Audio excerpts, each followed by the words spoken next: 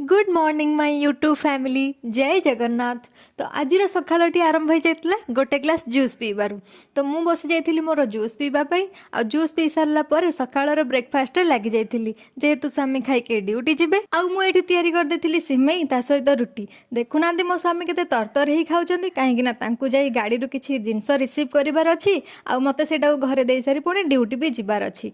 तापर मु भी खाइबा बसी पड़ली। तापर आसी जाई पहुँची गले मो स्वामी मत तरबर जिनस देकी से बाहरी गले ड्यूटी रे आ ए सब जिनस आसी आम गाँ रु माने मो शाशु घर। तो मु मो लाइफ रे नाड़ छतु केबे खाई नथिली जेहेतु नाड़ छतु आसतिला ताकू भल भाव गोटे बेसरटे कर देथिली आ टेस्ट भी बहुत बढ़िया थिला।